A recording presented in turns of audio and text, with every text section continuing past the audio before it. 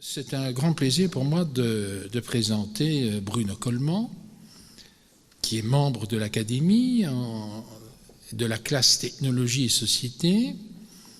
Bruno, je tiens tout de même à préciser une chose, et il me l'a montré sur son portable. Il a reçu tout de même un SMS erroné où on lui disait qu'il prendrait la parole vers 18h. Il n'est que 18h05. Donc, nous sommes plus ou moins dans les temps. Je voulais vous dire ceci, c'est que Bruno Coleman est donc ingénieur commercial diplômé de l'école de commerce Solvay, qu'il a fait un MBA aux États-Unis, puis diverses formations, certifications. Il a toute une longue carrière à ING où il occupait des postes de responsabilité extrêmement importants. Et c'est au terme de cette carrière ING d'ailleurs qu'il est devenu chef de cabinet d'un Liégeois que vous connaissez bien et qui était en 2006-2007 ministre des Finances, c'est-à-dire Didier Reynders. Après cela, il est devenu président de la Bourse. Il a aussi occupé des postes de responsabilité extrêmement importants dans AGEAS après tous les événements que vous connaissez, après la crise boursière, et il est depuis quelques années l'un des piliers en Belgique du bureau de consultance Roland Berger. Et donc, à ce titre, quelqu'un comme Bruno Coleman écrit pas mal de livres, réfléchit, présente beaucoup de conférences, et pour ceux d'entre vous, entre autres, qui seraient lecteurs de l'Écho ou de Trends Tendance, ils se rappelleront avoir vu à de très nombreuses reprises sa signature. Et j'allais dire qu'il y a encore pas plus tard qu'il y a 48 heures, quand la Libre Belgique consacrait un numéro spécial à Albert Frère, l'économiste qui était interviewé pour donner un avis à propos de l'étoile Albert Frère, c'était Bruno Coleman. Et Bruno Coleman donc s'investit beaucoup, à la fois dans la réflexion, mais aussi dans un travail, j'allais dire, de vulgarisation dans le sens positif du terme, c'est-à-dire qu'il n'hésite pas aussi à descendre dans l'arène, à expliquer ses points de vue, qui, je m'empresse de dire, ne sont pas nécessairement ceux de l'Académie. D'ailleurs, l'Académie en tant que telle, qui est une fabuleuse collection d'individus qui ont tous beaucoup d'ego, vous avez compris que l'Académie, en tant que telle et en tant qu'institution, n'a pas véritablement un point de vue, mais elle est composée d'hommes et de femmes qui ont pas mal d'idées et qui les expriment, et ce sera encore le cas de Bruno ce soir, qui par ailleurs, à peine académicien, il était d'un an ou deux, devint directeur d'ailleurs de la classe Technologie et Société. C'est donc quelqu'un qui connaît bien l'histoire aussi, qui a toujours été passionné par le XVIe siècle, Luther, Calvin, le catholicisme et les rapports entre ces mondes-là et le monde de la finance, un peu comme l'avait fait le sociologue Weber au tournant des 19e et 20e siècles. Donc Bruno Coleman est quelqu'un plein de ressources qui certainement va vous intéresser, vous interpeller, peut-être vous inquiéter.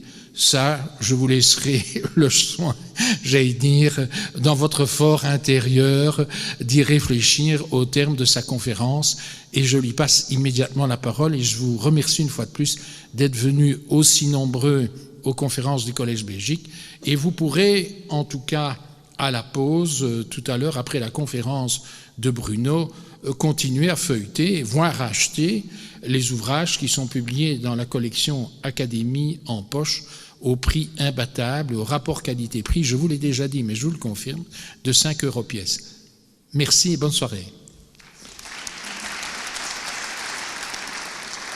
J'ajoute quelque chose, comme il est parmi nous, Jacques Pellerin, qui est un Liégeois pur jus, vient de sortir il y a 8 jours dans Académie en poche un ouvrage sur l'économie, l'industrialisation, ou comment redéployer l'industrie en Wallonie, vous le trouverez ici aussi, je tenais à le dire, de même qu'un livre d'un autre liégeois, M. José, qui avait déjà publié, voici 7-8 mois, un ouvrage sur Céline, et il vient d'en ressortir un qui est tout aussi interpellant et passionnant que le premier. Bonsoir.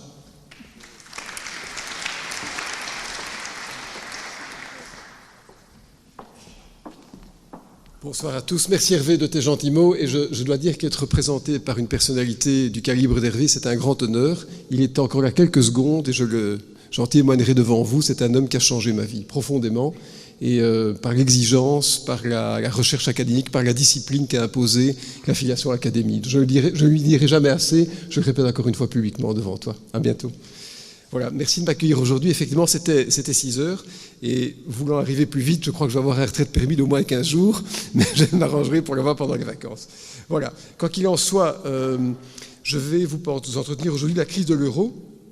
Mais avant de rentrer dans les slides, je voudrais vous partager avec vous le fait qu'on vit des circonstances économiques tout à fait exceptionnelles, inconnues de l'histoire économique, puisque nous entrons dans une période de taux d'intérêt négatif. Il faut réaliser que le taux d'intérêt, dont les premières traces, en tout cas dans l'économie contemporaine, datent du XVIe siècle, n'ont jamais été négatifs, sauf à de rares moments en Suisse et pour des raisons autoritaires et régaliennes. Mais aujourd'hui, les taux d'intérêt souverains, c'est-à-dire des emprunts d'État, sont négatifs jusqu'à une durée de 7 ans, ce qui ne s'est jamais vu. Corrélativement, les taux d'inflation ont chuté, ils redeviennent légèrement positifs. Mais avoir des taux d'intérêt négatifs est une situation anormale parce que le taux d'intérêt, c'est le prix du temps. Et le temps ne peut pas être négatif. Donc avoir un taux d'intérêt négatif, c'est comme si on remontait, si la pompe de la monnaie refoulait du présent vers le passé, plutôt que de permettre aux sommes d'être investies dans le futur. Et je vous expliquerai tout à l'heure pourquoi nous avons des taux d'intérêt négatifs. Mais quoi qu'il en soit, avant de commencer à exposer, je voudrais préciser le fait qu'on vit 3 crises qui se superposent et dont les morphologies évoluent en permanence, un peu comme un virus, ce sont des crises virales. Il y a tout d'abord une crise économique. Il y a une crise ensuite de la dette, et puis une crise de la monnaie, de l'euro. Et je consacrerai une grande partie de mon exposé à cette crise de l'euro. La crise économique, c'est une crise qui combine 2 choses. D'abord, une contraction normale de l'économie. Et en moyenne, tous les 8 ans, on vit des phases d'expansion suivies de phases de décompression. On est maintenant dans une phase de décompression de l'économie qui a commencé en 2008 et qui s'achèvera peut-être en 2016-2017. Il y a néanmoins un facteur qui est nouveau, c'est que nous sommes entrés dans ce qu'on appelle l'économie digitale, c'est-à-dire l'économie non pas d'Internet, mais des processus qui sont facilités par Internet. J'en prends pour exemple quelque chose que vous manipulez sans doute, c'est vos comptes en banque qui aujourd'hui sont consultés sur des téléphones, des PC, des tablettes. Et donc c'est une économie caractérisée par le fait que de nombreuses tâches humaines sont remplacées par des machines. Alors ce remplacement de l'homme par la machine jusqu'à avoir des robots maintenant, non seulement dans les usines, mais aussi dans des centres hospitaliers ou des centres d'accueil au Japon, ça c'est un phénomène tout à fait extraordinaire et majeur, parce que d'abord un robot n'est jamais fatigué, travaille mieux qu'un homme qui est à risque de fatigue, de perte de connaissance, mais que surtout ça veut dire que ce qu'on appelle les gains de productivité, c'est-à-dire le fait d'avoir une économie en croissance, parce qu'on produit plus avec moins ou qu'on produit plus rapidement qu'auparavant, ces gains de productivité aujourd'hui sont capturés par ceux qui possèdent ces processus. Ces gens s'appellent Apple, s'appellent Facebook, s'appellent Amazon, s'appellent Intel, s'appellent Microsoft, et ce sont des entreprises qui sont situées à l'étranger. En d'autres termes, si je vous envoie un email maintenant, cet email va passer par des serveurs américains avant d'arriver ici. Ça veut dire que ces grands opérateurs, qui sont d'ailleurs quasiment en monopole, ou en tout cas en structure d'oligopole, sont en train d'aspirer les gains de productivité, c'est-à-dire la croissance réelle de nos économies. Pour faire un autre parallèle, quand on a traversé des révolutions industrielles, les hommes ont aussi été remplacés par des machines. On a démultiplié la force humaine par la machine. Mais c'est l'homme qui manipulait la machine sur place. Donc quand un homme enfonçait un clou, il a un moment été remplacé par une machine ou par un marteau-piqueur, mais c'est un homme qui opérait le marteau-piqueur. Et puis quand un robot a remplacé le marteau-piqueur, c'est un homme qui a manipulé et programmé le robot. Ce qui change dans cette économie digitale, c'est que les hommes ici sont remplacés par des processus informatiques qui sont alimentés dans un autre continent. Il n'y a donc plus de juxtaposition géographique entre le travail humain et son remplacement par la machine. Et ça, c'est une évolution tout à fait majeure et dont, au niveau politique, on n'a pas encore bien pris conscience. Ça veut dire que nos économies vont être pénalisées d'une perte de gains de productivité qui va être gagnée par les actionnaires d'Apple, de Microsoft et autres, c'est-à-dire ces personnes qui s'enrichissent au détriment de ce que l'économie réelle aurait suscité. Ça, c'est fantastique comme évolution, mais ça se fait à notre détriment. On a une crise de la dette. Bon, la crise de la dette, ça a été plus grave il y a quelques années. La dette représente aujourd'hui à peu près 105% de la richesse nationale, mais cette dette n'est pas vraiment le problème en tant que tel. Les Belges sont globalement, macroéconomiquement, assez riches pour la financer. Ce qui pose vraiment problème, c'est les dettes de pension. Là, on est vraiment devant une dette qui est gigantesque. Et si on ramenait en euros d'aujourd'hui les engagements en matière de pension légale, je ne parle même pas des soins de santé, eh bien, on aurait une dette de pension aujourd'hui, si on devait la comptabiliser, qui serait égale à 5 années de richesse nationale. Donc, si on ajoute la dette qu'on connaît à celle qui est à venir, on arrive à 6 fois la richesse nationale, ce qui est bien sûr infinançable. Et donc, on va devoir fondamentalement réformer les pensions. Cette dette, voilà, elle arrive avec les années qui passent. Et juste pour vous donner un chiffre concret, il y a 10 000 personnes chaque mois en Belgique qui atteignent l'âge de 65 ans. Donc il y a 120 000 personnes par an qui passent le stade de 65 ans. Et je suis un peu cynique en le disant, mais il n'y a que 80 000 personnes qui décèdent. Donc il y a 40 000 personnes en plus par an qui rentrent à l'âge de la pension pendant une période d'à peu près 15 ans. La jeunesse aujourd'hui est trop peu nombreuse pour assurer le paiement de ces pensions. D'autant plus que si les gains de productivité dont je parlais glissent en tout cas vers l'étranger, la richesse sécrétée par la jeunesse sera insuffisante. Donc on va devoir obligatoirement repenser le système. Vous avez d'ailleurs, on a un ministre des Pensions francophone, Daniel Baclen, qui en est bien conscient. D'ailleurs, il me faisait remarquer le coût des pensions. Les pensions aujourd'hui représentent par an 42 milliards d'euros. 42 milliards d'euros, alors c'est un chiffre, est-ce que ça veut dire quelque chose Non, ça veut dire quelque chose en proportion. 42 milliards d'euros, c'est 10% de la richesse nationale. Donc, 10% de la richesse nationale sert à financer... excusez-moi, j'avais oublié d'éteindre mon GSM. Et ça veut dire que cet argent n'est pas perdu, puisqu'il passe de certains travailleurs à d'autres, des actifs vers les inactifs, mais enfin, c'est quand même important. Et pour vous donner un ordre de grandeur, 42 milliards d'euros, c'est à peu près 4 fois ce que coûtent les intérêts sur la dette. Donc la dette publique ne coûte en intérêt qu'un quart du coût des pensions. Par contre, les pensions, c'est le même montant que tout l'impôt des sociétés et l'impôt des personnes physiques en Belgique. Donc tous les impôts que nous payons, sur Taxon Web ou par nos petites feuilles d'impôt, que nous payons ainsi que les sociétés, représentent le même montant que les pensions. Et donc, quand on met les chiffres en perspective, on se rend compte que c'est le problème numéro 1 des finances belges. Et quand on s'agite beaucoup sur le chômage wallon en particulier, il faut savoir que le chômage, globalement, ne coûte pour toute la Belgique que 8 milliards d'euros, c'est-à-dire 1/7 des pensions. Et donc quand quelqu'un à Anvers, qu'on connaît, stigmatise le chômeur wallon, celui de la Louvière qui depuis 3 générations n'a pas travaillé, quand bien même ce serait vrai, eh bien ça ne représente ces coûts de chômage que 1/7 du coût des pensions. Donc politiquement, ce n'est pas le message qu'on donne, mais le chiffre que je vous donne, il est correct. Donc parfois les dangers ne sont pas où ils sont qu'on croit. Et puis le dernier problème, c'est l'euro. Moi je vais avancer à visage découvert, je crois que l'euro était une erreur. Je crois que l'euro était une erreur. En tout cas, c'était une erreur de l'avoir étendu à trop de pays. Mais quand bien même on devrait refaire l'euro aujourd'hui, on ne le referait sans doute pas. Parce que même la parité entre le Deutschmark et le franc belge qui pourtant avait été stabilisé il y a une vingtaine d'années par Jean-Luc Dehaene avant de rentrer dans la zone euro, même cette parité entre le franc belge et le Deutschmark n'aurait pas tenu aujourd'hui. Le franc belge aurait décroché par rapport au Deutschmark. Et qu'est-ce qu'on a voulu faire dans la zone euro?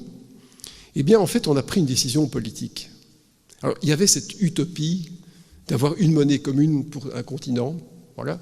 Mais ce qui s'est passé, c'est que les économies n'étaient aucunement prêtes à assurer une monnaie unique, fiable, transversale entre les pays. Et c'est au moment de la réunification allemande que les Français ont fait payer l'Allemagne. En fait, l'euro est né de la réunification allemande. Mitterrand avait une peur panique des Allemands, de la Grande Allemagne. Il faut dire qu'il avait été dans les stalags, donc il savait de quoi il parlait. Et il avait compris qu'une Allemagne réunifiée redeviendrait une puissance économique gigantesque. D'autant plus que 16-17 millions de travailleurs de l'Est, mal payés, allaient rejoindre les usines allemandes, et on sait que c'est une économie qui est essentiellement industrielle. À l'époque, en plus, il faut s'en rappeler, on l'a oublié maintenant, mais certains esprits allemands voyaient la réunification un peu différemment que simplement reprendre l'Allemagne de l'Est. Certains s'étaient rappelés qu'il y avait quelques Allemands qui étaient en Pologne, qu'il y avait les Sudètes, qui étaient en Tchécoslovaquie, et tout compte fait, on allait peut-être refaire la Grande Allemagne, un petit peu comme en 1940, certains esprits comiques l'avaient imaginé. Et donc, il a fallu contrer l'Allemagne. Et donc, l'Allemagne a dû, pour recouvrer sa souveraineté territoriale, abandonner sa souveraineté monétaire. C'est ça qui s'est passé. C'est une décision politique, c'est finalement le dernier prix, avec sa démilitarisation, payé par l'Allemagne pour la Deuxième Guerre mondiale. C'est ça qui s'est passé. Et très rapidement, les Français ont entraîné dans leur sillage toute une série de pays du Sud pour faire contrepoids à l'Allemagne qui restait, au-delà de sa monnaie, forte. Dans un premier temps, tout le monde était content avec l'euro. C'est-à-dire que l'Allemagne est rentrée dans une zone de commerce gigantesque sans plus devoir réévaluer sa monnaie. Souvenez-vous, dans les années 80, 90, l'Allemagne devait réévaluer sa monnaie, ce qui est le propre des économies fortes.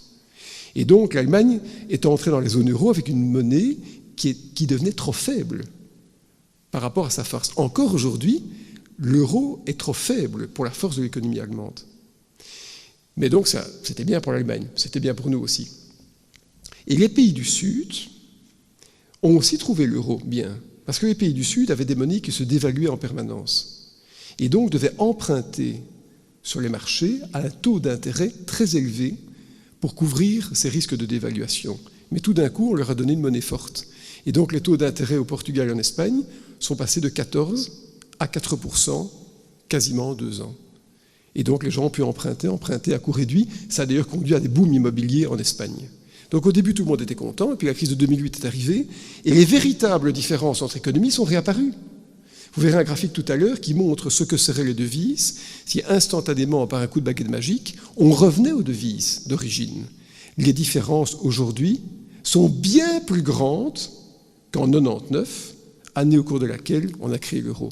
Donc, si aujourd'hui, on pouvait rentrer dans une, vous savez, comme dans le Back to the Future, rentrer dans la voiture volante qui rentre en 99, c'est évident que, connaissant ce qui se passe maintenant, on n'aurait pas fait l'euro.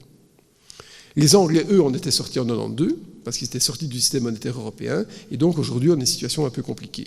Et comme la devise est escalée, et qu'on ne peut pas en sortir, puisqu'on ne peut pas sortir de soi-même, c'est en fait le facteur social qui s'est ajusté, et donc le chômage s'est aggravé dans des proportions inouïes dans les pays du Sud, instantanément, parce que la faiblesse d'une économie, s'il ne peut pas se refléter dans la monnaie, elle se reflète autrement, c'est-à-dire dans des pertes de salaire et des pertes d'emploi, et donc ces économies se sont écroulées.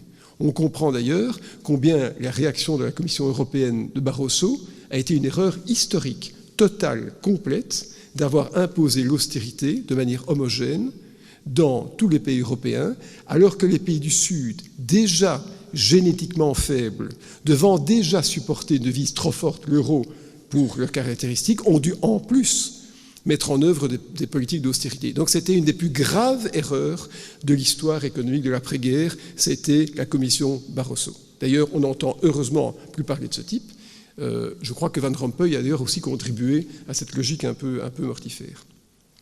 Je parlais du fait que les Français avaient fait payer l'Allemagne, mais c'est vraiment ça qui s'est passé, parce que quand on prend 2 siècles d'histoire, on se rend compte qu'en fait, entre la France catholique et l'Allemagne réformée, ce n'est que guerre, ce n'est que prise de territoire et ce n'est que paiement de dommages de guerre. Ça commence avec Napoléon.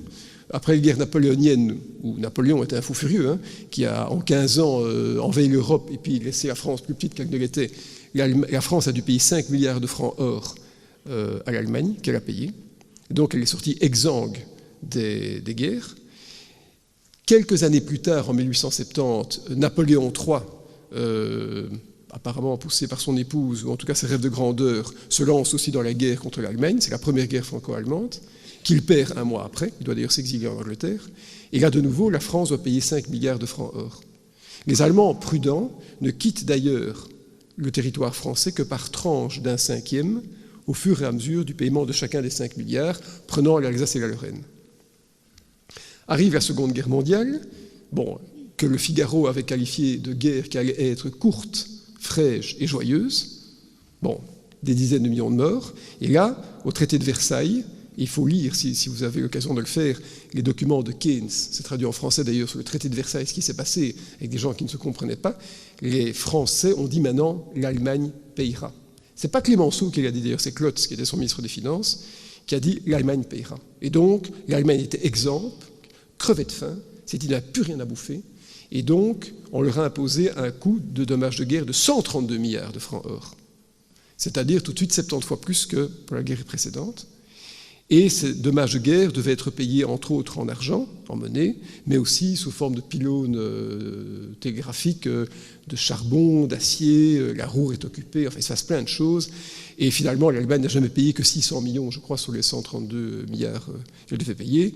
Arrive la crise de 29, la déflation, Hitler en 1933, qui abandonne tout remboursement des paiements de guerre, qui remilitarise une partie de l'Allemagne. La Seconde Guerre mondiale arrive, et là, on sait ce qui s'est passé, toute l'Allemagne est détruite, on ne demande pas de dommages de guerre à l'Allemagne parce que tout était cassé.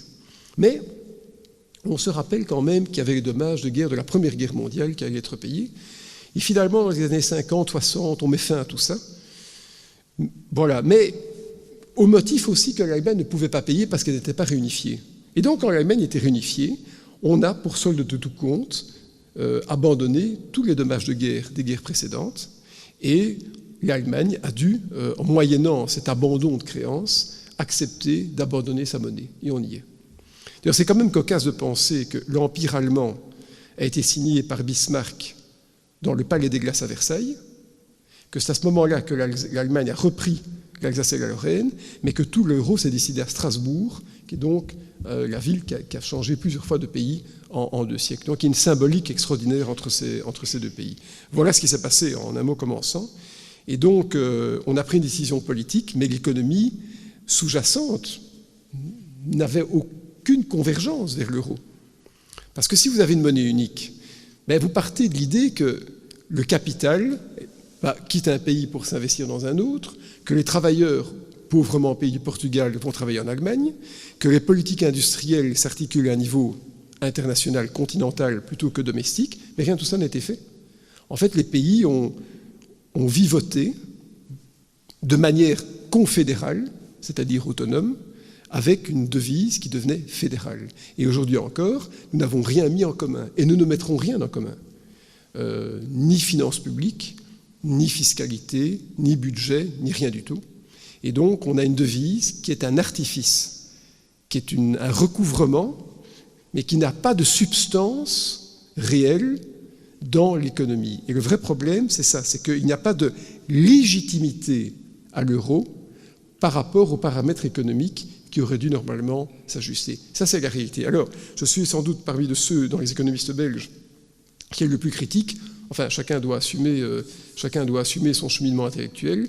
Et même Guy Quaden, bon liégeois s'il en est, me disait récemment que jamais on ne ferait l'euro et qu'il était très sceptique quant au fait que l'euro, sous sa forme actuelle, tiendrait 10 à 15 ans si on ne changeait pas la gouvernance européenne. Et on voit bien avec la difficulté qu'on a maintenant à gérer le cas de la Grèce. La Grèce, ça fait pas 3 mois, ça fait 4 ans que cette histoire dure, et tout ça n'a été évidemment qu'erreur sur erreur. Alors l'erreur, je disais, c'était la Commission européenne qui a imposé l'austérité à contretemps, mais c'était aussi la Banque centrale européenne, où là, la somme d'erreurs a été incalculable. Incalculable. Vous verrez dans des graphiques tout à l'heure. En fait, la Banque centrale européenne, c'est quoi, finalement? C'est une banque centrale qu'on dit indépendante. Mais elle n'est pas du tout indépendante. Elle est dépendante de l'Allemagne. Elle est dépendante des pouvoirs les plus forts. Elle est dépendante de la Bundesbank. Elle a un objectif, c'est l'objectif d'inflation. Et c'est tellement vrai qu'elle est peu indépendante que quand vous lisez ce qu'on appelle la loi unique, la loi fondamentale allemande, qui est la constitution allemande, vous la trouvez sur Internet, et que vous lisez l'article 88, vous verrez que l'Allemagne a décidé de déléguer à la Banque centrale européenne ses pouvoirs monétaires, à la Banque centrale européenne, mais dont l'objectif principal, c'est de contrôler l'inflation. Les Allemands qui sont sortis exempts de la guerre, qui sont des protestants monétaires, ont peur de l'inflation. Ils ont été ruinés en 1923 par l'inflation, l'hyperinflation, et donc ils ont imposé une rigueur à cette Banque centrale européenne qui n'a rien d'indépendant. Et il y a eu en fait 3 phases dans la gestion de la Banque centrale européenne. D'ailleurs, d'abord, il y a eu Duisenberg, qui était un Hollandais, qui lui a vécu les premières années sans se tracasser parce que tout allait bien. D'ailleurs, il est mort paisiblement en train de nager dans sa piscine en France. Il a été suivi par Jean-Claude Trichet, qui était un homme que j'ai rencontré plusieurs fois, pourtant j'ai eu des débats profonds avec cet homme. Jean-Claude Trichet a très bien géré certains éléments. La crise bancaire belge était gérée par Jean-Claude Trichet et Didier Reynders. Mais au niveau monétaire, c'est un homme qui était terrorisé par l'inflation. Donc il errait comme un zombie, à mon avis, dans Francfort, voyant l'inflation arriver alors que personne ne la voyait. Parce qu'il avait dû, sous Mitterrand, tenir bon, et il était directeur du budget, contre Mitterrand qui voulait tout le temps dévaluer le franc français. Et donc lui devait tenir plus ou moins, vous savez, comme ces types dans les cirques là, qui font tourner des assiettes sur des tiges, il devait en permanence tourner ces tiges pour garder un franc français fort et combattre l'inflation qui était entraînée par les dévaluations. Et donc ça l'avait sans doute psychologiquement marqué. Marqué à un point tel qu'au plein milieu de la crise grecque, il augmente les taux d'intérêt. C'est pas possible ça. Augmenter les taux d'intérêt, c'est-à-dire contracter l'économie quand on doit aider les pays tout au-dessus de ses fonds, c'est pas possible. Il l'a fait. Il l'a fait parce qu'il voyait l'inflation arriver. Je crois qu'il avait vraiment des visions fantomatiques d'inflation. Heureusement, son terme est arrivé il y a 4 ans, à peu près, on a dû l'évacuer, est arrivé maintenant Draghi, un Italien, et lui, Draghi, il ne voyait pas l'inflation, mais il ne voyait pas non plus la déflation. Et donc, comme il ne voyait pas la déflation, mais il n'a pas senti du tout l'urgence de faire quoi que ce soit. Alors je vais vous montrer un graphique, je vais passerai sur ça, je ne vais pas tout montrer, mais je vais vous montrer quand même à quoi ressemble une déflation. Ben, une déflation, attendez, excusez-moi, voilà. Une déflation, c'est ça, et j'ai en exprès pris des chiffres qui ne sont pas encore à jour pour vous montrer où on en est maintenant. Eh bien, une déflation, c'est ça, on est en 2012, voire des prix, le taux d'inflation qui descend. Alors, on peut croire que ça monte, mais quand on voit ça, ça me donne plutôt l'impression que ça descend. Et aujourd'hui, on est en négatif. Mais le mot déflation n'a pas encore été prononcé par la Banque centrale européenne. Donc, il y a un problème de logopédie chez ces gens, on n'arrive pas à dire le mot déflation. Et quand on prend les différents pays européens, ben on se rend compte que, de nouveau, à moins que vraiment je sois dyslexique, je crois que ça descend. Il y a des pays comme la Grèce dont l'inflation est devenue franchement négative, et tous ces pays, surtout du Sud, se sont effondrés dans la déflation. Mais on n'a pas admis le constat de déflation. Pourquoi ? Mais parce que la déflation, reconnaître la déflation, c'est l'échec complet d'une banque centrale. La déflation, c'est une situation dont on ne sait pas comment sortir. Les prix baissent, les gens repoussent leurs achats, ne consomment pas, toute l'économie se contracte, l'économie n'a plus confiance. Le meilleur signe de déflation, c'est que les montants sur le carnet de dépôt en Belgique, ils continuent à augmenter, malgré le fait que le taux d'intérêt soit quasiment négatif. L'inflation, on sait comment en sortir. C'est comme un incendie. On peut bloquer les prix, bloquer les salaires, les loyers, on sait plus ou moins comment faire. La déflation, ce n'est pas un incendie, c'est une inondation. On ne peut rien faire. Il faut attendre que l'eau s'évapore, que l'eau revienne dans le lit de la rivière, que l'eau tombe dans la terre, enfin que sais-je. Et voilà où on est arrivé. Et donc finalement, mais beaucoup trop tard, la Banque centrale européenne a reconnu qu'il y avait déflation et s'est résignée, trop tard, de manière trop massive, à mettre en œuvre un immense projet de rachat d'obligations d'État pour recréer de la monnaie. Mais c'est trop tard, parce qu'on a perdu 2 ans. Et je vais vous montrer un autre graphique, donc excusez-moi de passer sur des slides qui soient un peu plus... Je vais vous montrer un graphique qui est tellement révélateur ici. Ça vous montre... Attendez, je vais y arriver, parce que c'est des petits dessins qui me permettront d'illustrer. Ça vous montre, ici, le bilan des banques centrales importantes dans le monde. Donc, tout, en fait, est remétré en 2008. Vous voyez, ça part de 100, c'est base 100. Et donc, ça vous montre, fin 2014, quelle était l'évolution du bilan des banques centrales. Alors, je vais simplifier les choses. Quand le bilan d'une banque centrale augmente, on crée de la monnaie. Quand le bilan de la banque centrale baisse, on détruit de la monnaie. C'est simple à comprendre. C'est comme si vous mettiez des billets dans un four. Ils brûlent, c'est fini. Les Américains ont tout de suite, dès 2008, compris qu'il fallait injecter de l'argent dans l'économie. Regardez, ils l'ont fait. Vous avez en fait la Federal Reserve, ici en bleu foncé, et la Banque d'Angleterre qui a quasiment fait la même chose. Ils ont multiplié par 5 leur bilan. Ceci étant, ils n'ont pas un taux de croissance gigantesque pour une telle injection monétaire, mais en fait, ils l'ont fait. La Banque centrale du Japon a hésité longtemps, puis finalement a décidé de jeter la paire de dés et de créer de l'inflation. On l'entend tous les jours dans la presse. Ils étaient dans ce qu'on appelle un scénario à la japonaise. Et la Banque centrale européenne, eux, ils ont suivi leur petit bonhomme de chemin. C'est-à-dire qu'ils sont restés très stables, comme on voit. Ils ont un peu augmenté au moment de la crise grecque, puis ça a rebaissé.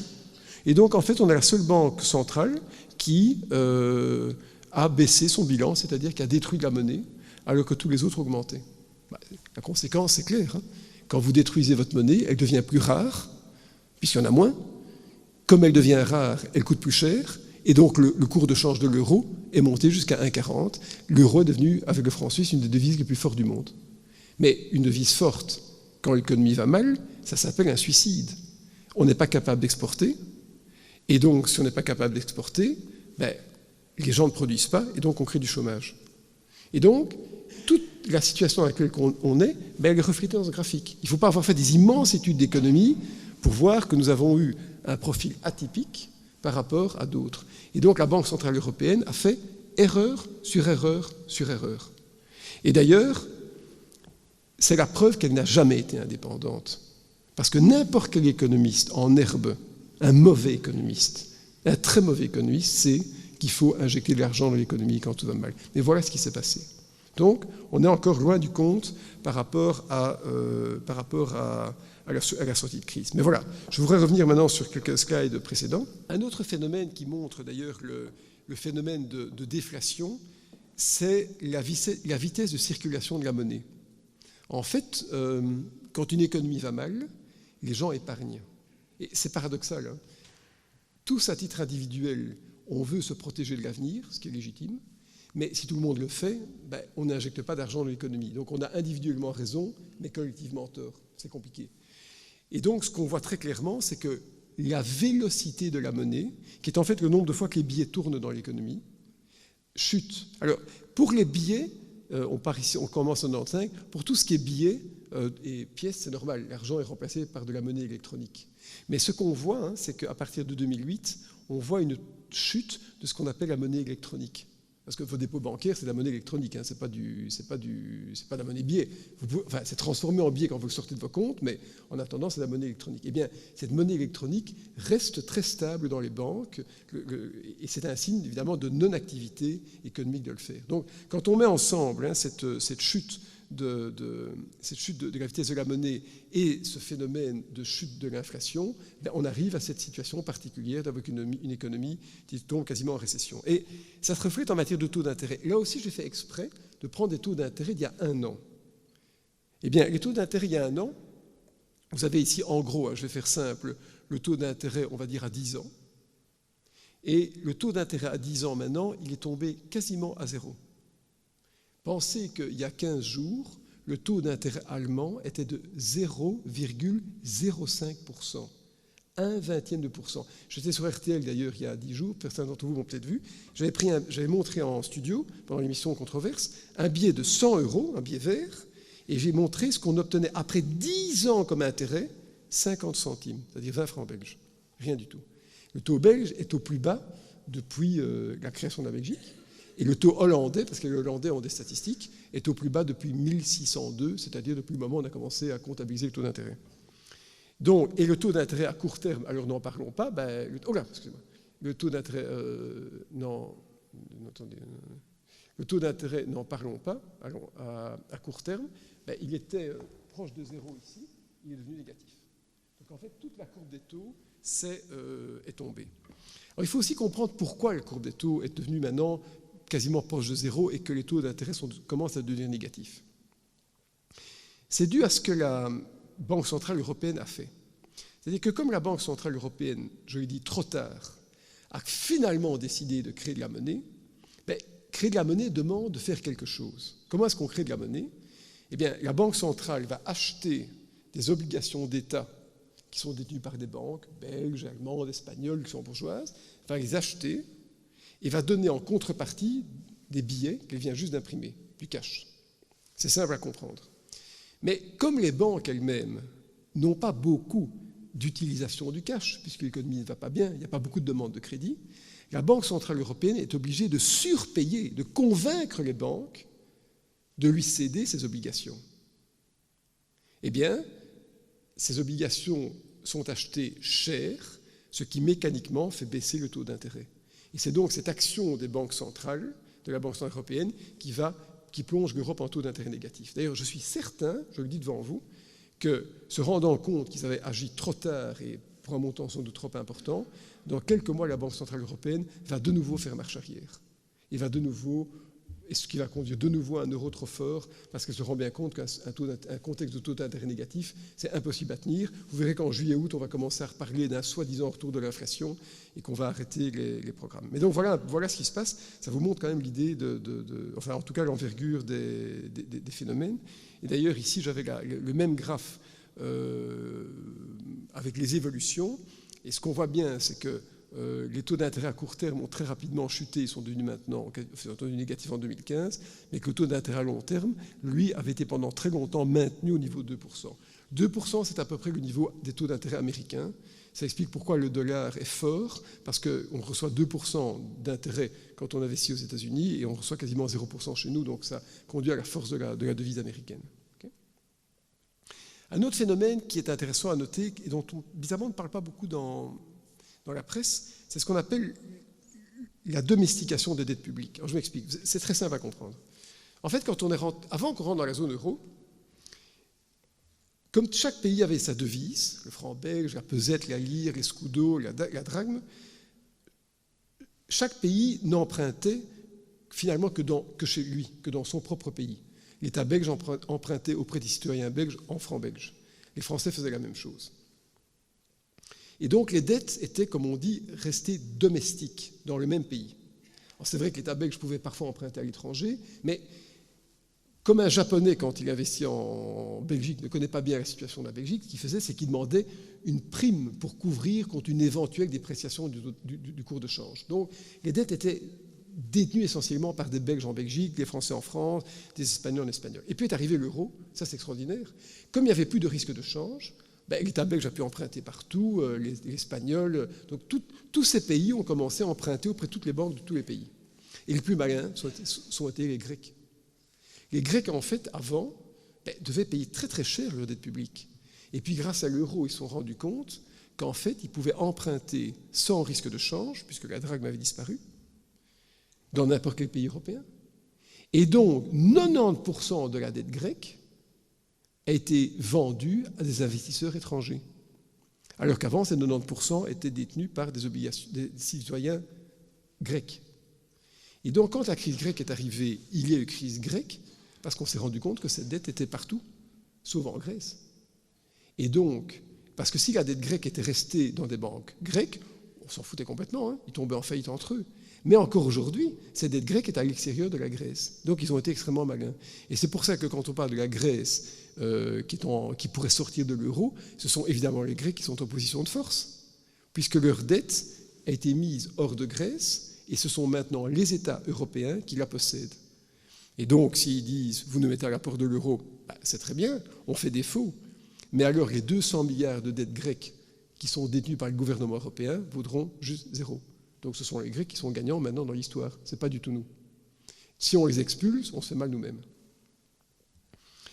Mais la Banque Centrale Européenne, et là c'était quand même un de ses rares élans de lucidité, a compris que si tous les autres pays commençaient à avoir leurs dettes à l'étranger, tout pouvait sauter. Et donc la Banque Centrale Européenne s'est arrangée pour que les dettes publiques reviennent dans les pays d'origine. C'est-à-dire que la Banque Centrale Européenne a prêté de l'argent aux banques grecques, espagnoles, pour qu'elles rachètent la dette espagnole qui était détenue par des assureurs français, belges, allemands. Elle a prêté de l'argent aux banques portugaises pour qu'ils rachètent leurs dettes. Et ce qu'on voit, c'est que dans tous les pays du Sud, les dettes ont remigré vers le pays d'origine.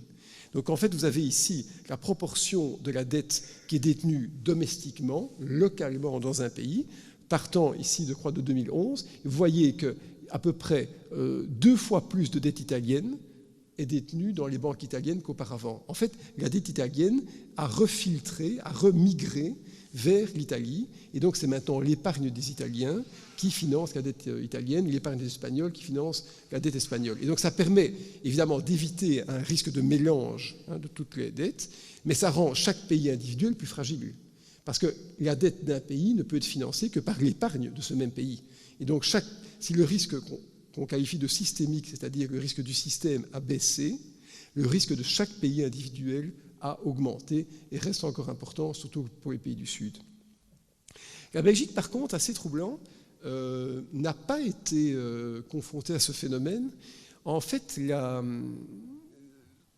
c'est dommage que vous n'ayez pas, vous ne voyez pas malheureusement les années ici, mais donc ici c'est 2007, d'accord, et ici c'est 2012. En fait, ce qui s'est passé, c'est que au début de la crise, la Belgique a, comme les autres pays, fait peur.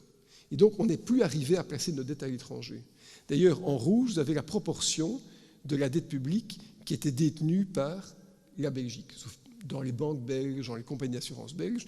Et donc, on voit, notamment suite aux 555 jours de sans gouvernement, que nous n'arrivions plus à placer nos dettes à l'étranger. Mais aujourd'hui, parce qu'on est un pays finalement assez riche, ce pourcentage de détention de la dette belge par la Belgique est tombé à 47%. Donc, plus de la moitié de notre dette est détenue à l'étranger. Et ça, c'est quand même un bon signe pour le pays, parce que ça veut dire qu'on est capable de placer plus que la moitié de notre endettement public à l'étranger. C'est donc que l'étranger nous fait confiance quant à la stabilité du pays et notre capacité à la rembourser. Donc on n'est pas si mal pris que ça. Les Allemands, c'est la même chose. Une grande partie de la dette allemande est détenue à l'étranger parce que l'Allemagne donne confiance. Voilà. Et puis il y a un graphique que je voudrais partager avec vous. Je le fais souvent dans des conférences parce que c'est très troublant.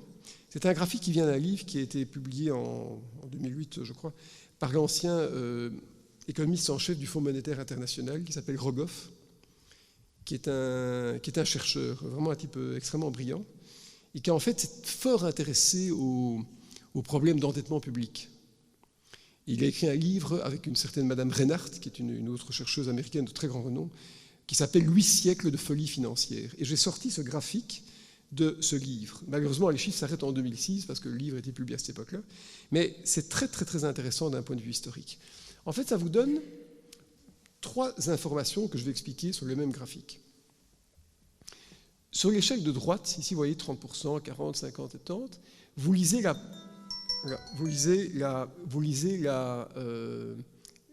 l'endettement public. C'est-à-dire qu'ici, par exemple, en 2006, l'endettement public des pays développés était quasiment égal à 80% du PIB. Donc, c'est un niveau d'endettement important. Aujourd'hui, nous sommes dans la zone euro à peu près à 95%. Mais si je tiens compte des pensions, je suis là sur la voûte.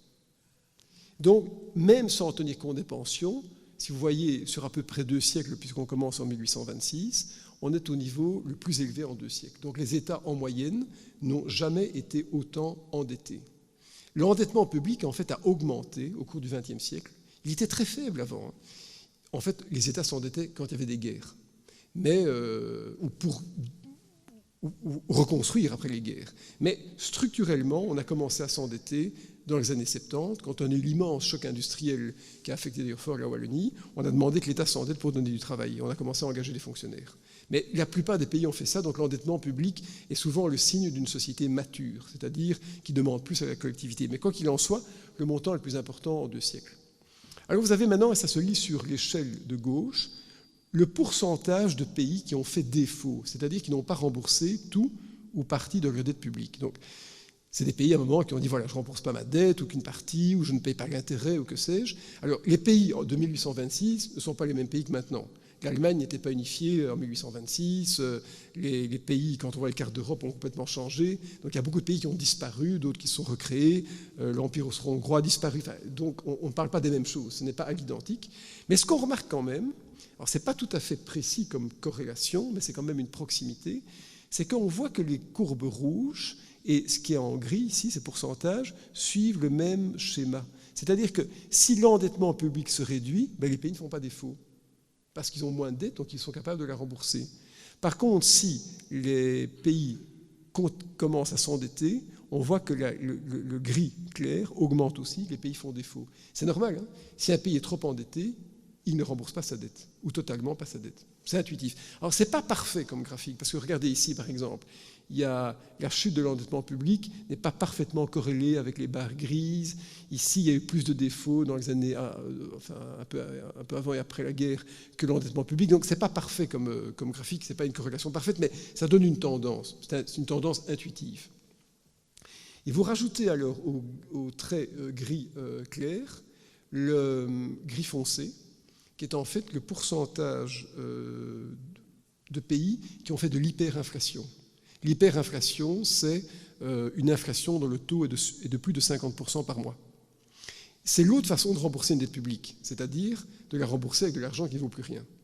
Donc, ou bien vous ne remboursez pas, vous dites, écoutez, voilà, monsieur, je vous devais 100, je vous donne 50, ou bien vous dites, je vous donne 100, mais avec 100, vous achetez une coquille d'œuf, donc plus rien du tout. Un peu comme le Zimbabwe vient de le faire, ou l'Argentine est en train de le subir maintenant. L'Argentine, par exemple, est un bon exemple, puisqu'on l'a in situ, est un pays qui n'a plus accès au marché financier depuis que l'Argentine a fait défaut. Et donc, pour payer les fonctionnaires, on demande à la Banque centrale, dont les dirigeants ont changé 3 fois en un an d'ailleurs, d'imprimer des billets. Donc, on donne des billets aux fonctionnaires, on les paye, mais l'inflation est de 30%. C'est-à-dire qu'au fur et à mesure qu'on imprime des billets, l'argent vaut moins. Et donc, ce qui est très troublant quand on voit ce graphique, c'est qu'aujourd'hui, nous sommes très haut, au plus haut en 2 siècles en matière d'endettement public, mais que nous n'avons pas d'hyperinflation, pas d'inflation du tout, et pas de défaut.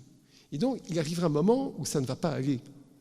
C'est-à-dire qu'on ne pourra pas continuer à avoir un endettement public autant important, sans inflation, et l'inflation, ça permet de diluer la dette, et surtout sans faire défaut. Donc on va devoir changer à un certain moment les choses pour que l'endettement soit sous contrôle.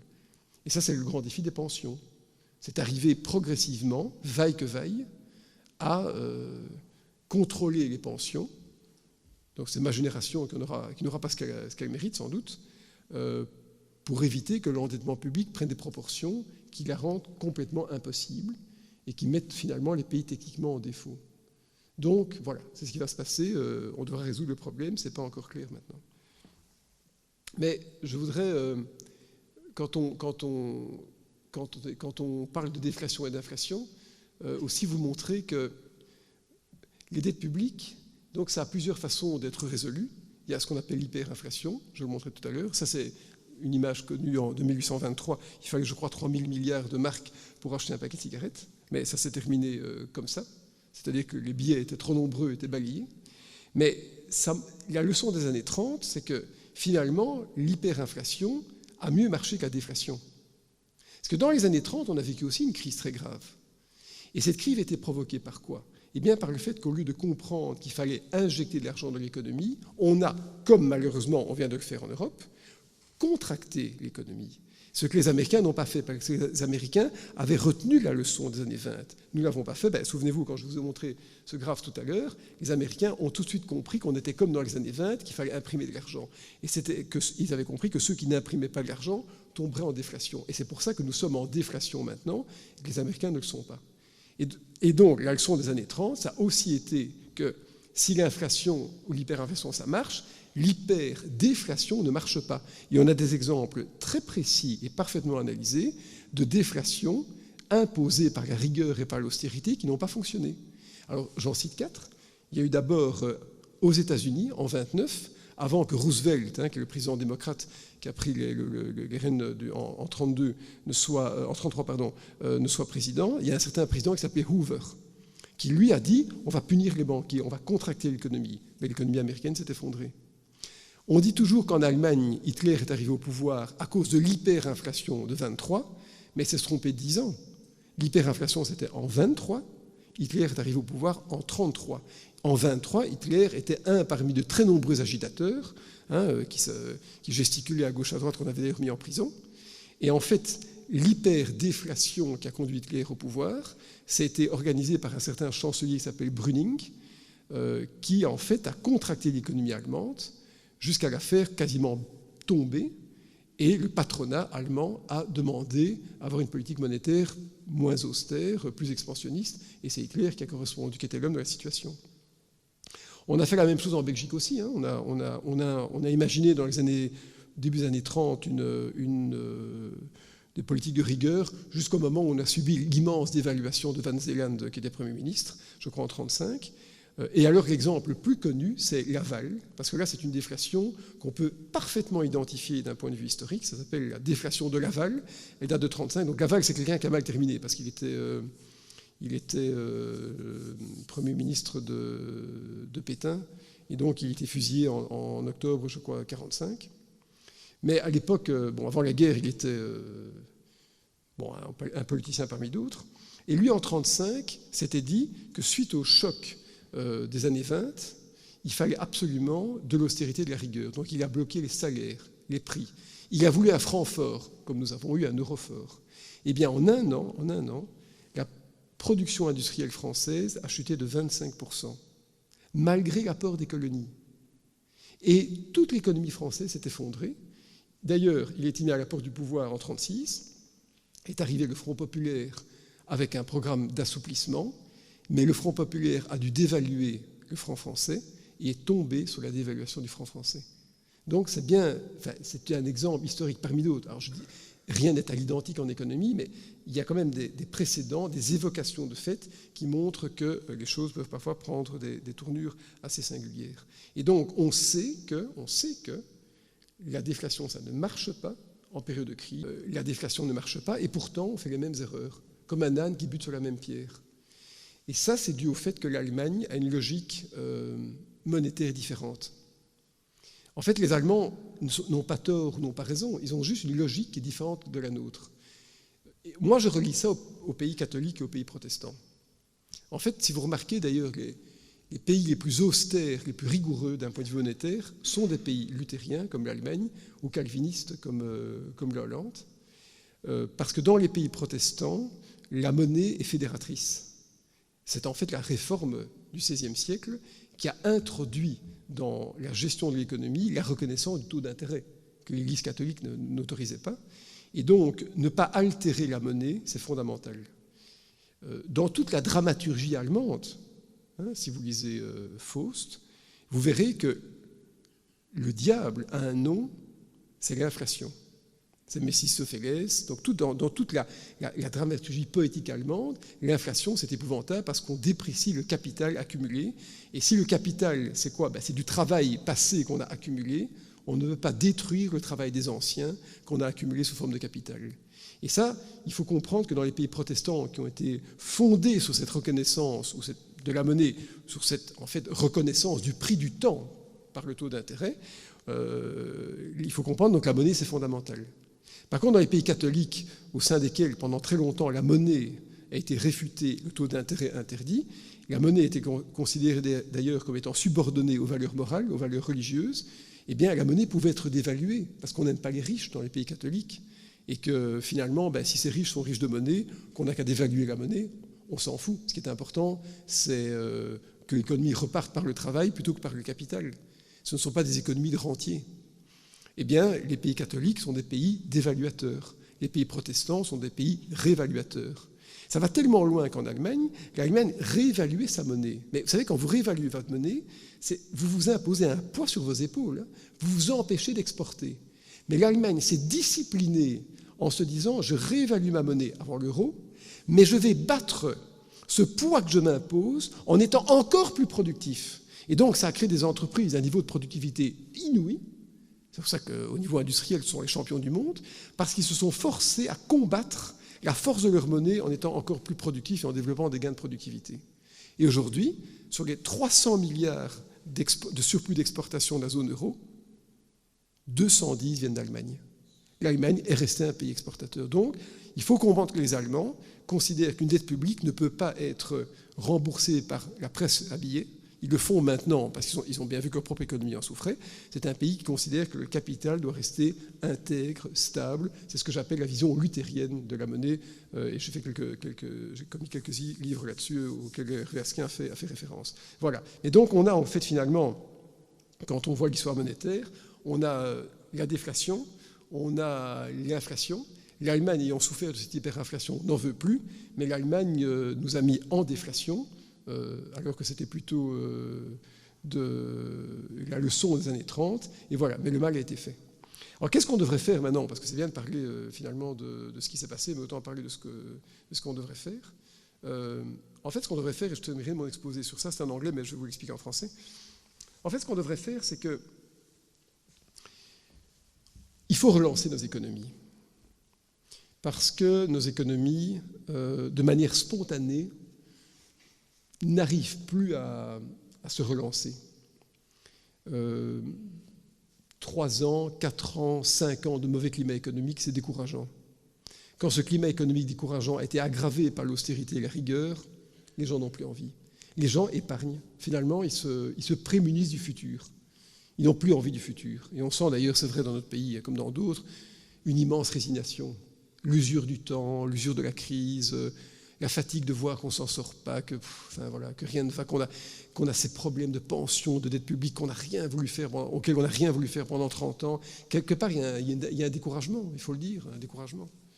Et donc, quand une économie est découragée, elle épargne. Elle se dit, voilà, moi, je mets mon épargne de mon côté. D'ailleurs, la plupart des gens ne pensent pas globalement, ils ne pensent pas collectif comme au football. Ils pensent à se dire, mais est-ce que je vais tenir avec mon épargne jusqu'à ma mort ou avec ma pension, mon assurance groupe éventuellement, est-ce que mes enfants vont s'en sortir? Ils ont une vision extrêmement microéconomique des choses et c'est tout à fait légitime. Mais quand on est dans ces situations de récession, de déflation auxquelles on est confronté, il faut qu'un être supérieur dépasse les peurs individuelles. C'est ce que Keynes a appris.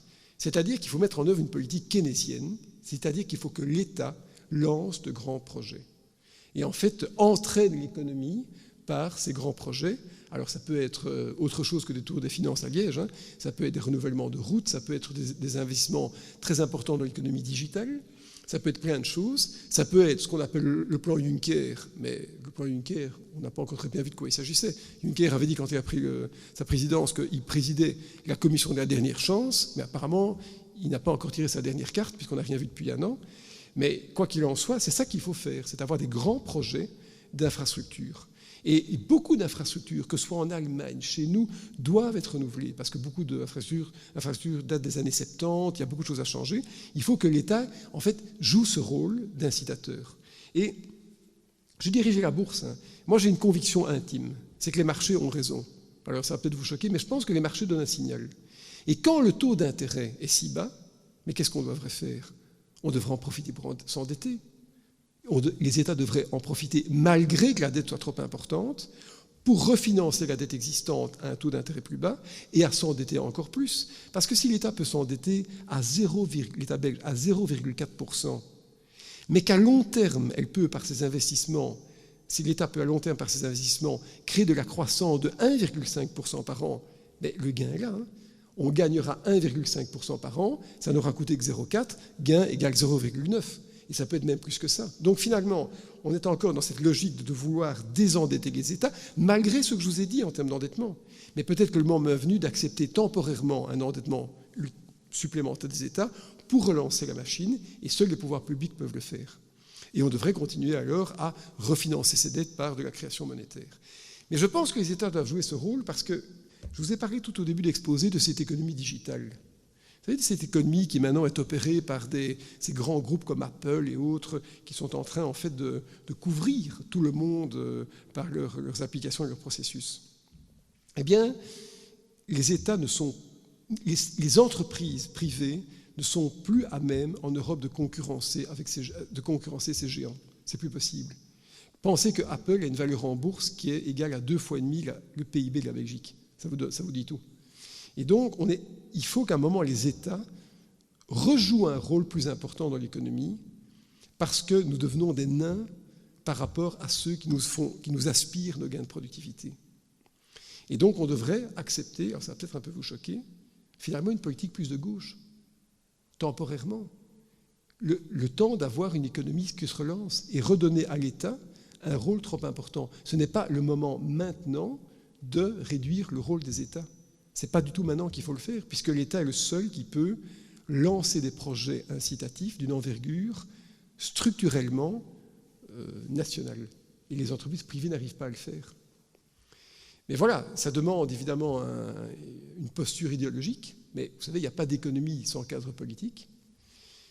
Et on comprend alors d'autant moins ce que l'Europe a décidé sous la commission Barroso, où je vous ai dit qu'elle avait fait toutes les erreurs du monde, c'est qu'en fait les pays européens, dont la Belgique, qui a dû le faire comme les autres, ont signé ce qu'on appelle un pacte de stabilité et de croissance, qui n'apportera ni stabilité ni croissance, qui vise à désendetter structurellement les États sur une période de 20 ans, et qui vise à retourner à l'équilibre budgétaire, qu'on n'arrive évidemment pas à atteindre, chaque année, en tout cas à partir de l'année prochaine. Et donc, bizarrement, l'Europe nous a donné une discipline de désendettement des États, alors que l'état de l'économie et le manque d'investissement privé devraient conduire à augmenter pendant 5 ans, 10 ans, on verra bien, l'endettement à un coût extrêmement réduit, en espérant que la différence entre la croissance qu'apporteront ces investissements et le taux d'intérêt reste positif. Ça, c'est en gros le cadre général dans lequel on devrait être. Mais tout ça est très compliqué,